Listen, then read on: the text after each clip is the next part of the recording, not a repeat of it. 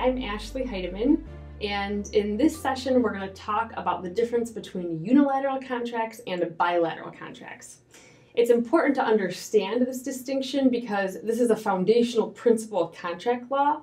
So if you understand the difference between an offer to enter into a unilateral contract versus an offer to enter into a bilateral contract, you'll later understand kind of nuanced rules that build upon this. So it's just an important foundational question, principle that you want to be able to understand. One thing I like to point out first and foremost is that for unilateral contracts, there is one way to accept an offer to enter into a unilateral contract versus there are two ways to accept an offer to enter into a bilateral contract. And uni means one and bi means two, okay? So for a unilateral contract, there is only one way to accept this offer, and that is full performance. Most offers are not offers to enter into a unilateral contract. This is the exception and not the rule. By default, if there's an offer, it's going to be an offer to enter into a bilateral contract, unless one of these three scenarios are present. Okay, the three scenarios are rewards, prizes, and if the offeror specifies that the only way to accept the offer is full performance. So let's start from the top. If an offer is an offer to enter into a unilateral contract, there is only one way to accept full performance. You can't promise to perform, you can't begin performance, you have to fully perform to accept that offer. So the three scenarios in which full performance is required, they make sense. Like, for example, a reward. If I say, find my dog, and you get $100, I don't want you to promise to find my dog. You haven't accepted my offer if you say, Ashley, I promise I'm going to find your dog. I'm going to say, okay, great. Don't promise, just do it, you know? And beginning performance isn't enough either. You can't go out and start looking for my dog. I don't owe you anything. I don't owe you the $100 until you actually find my dog. So it makes sense that this kind of offer, a reward, requires full performance, okay, to accept the offer.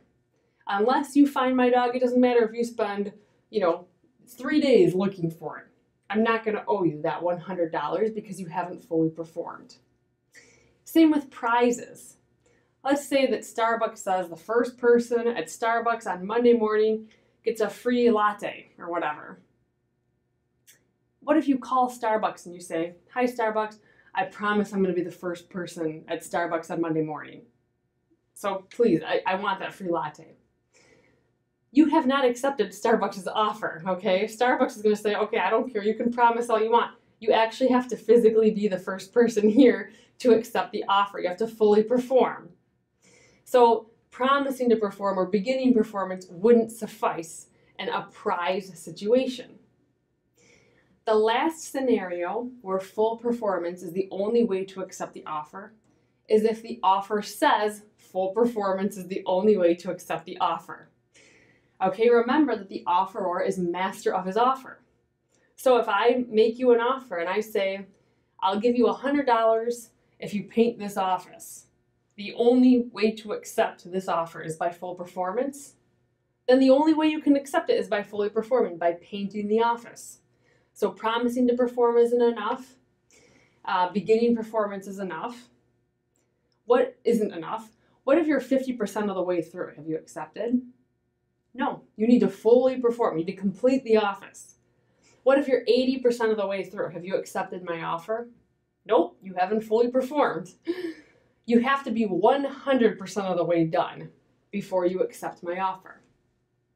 So what if you're 95% of the way done? You've got 95% of the office painted.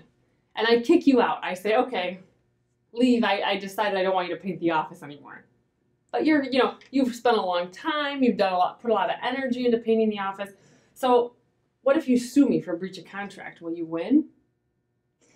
And the answer is no, you haven't accepted my offer. The only way to accept the offer is full performance. If you want to sue me for breach of contract, you have to show a contract is present that requires offer, acceptance, and consideration. Here you haven't accepted the offer. You're only 95% of the way through. Now, of course, it's not fair that I can kick you out after you're 95% of the way done. So this is an exception to the general rule that I can revoke my offer at any time, and the law will provide a remedy. They say if you begin performance on a unilateral contract, the offeror has to leave the offer open for a reasonable time. All right, but the point I'm trying to make here is for an offer to enter into a unilateral contract, the only way to accept it is full performance. So that's the important principle to remember.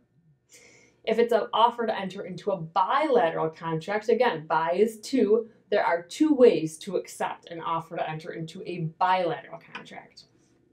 The first is promising to perform, and the second is beginning performance. So if I say, I promise I'll pay you $50 to shovel the snow on my driveway, you can accept by either calling me and saying, Ashley, I promise I'm going to shovel that snow on your driveway. You've accepted my offer. Or you can accept by beginning performance. I see you out there shoveling the snow.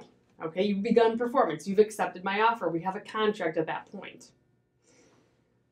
All right, and this is the default. Some people will hear me say something like, I'll give you, $100 if you do the landscaping.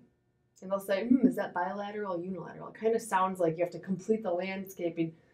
But don't think of it that way. Just ask yourself, is it a prize? Is it a reward? Or did the offer say the only method of acceptance was full performance?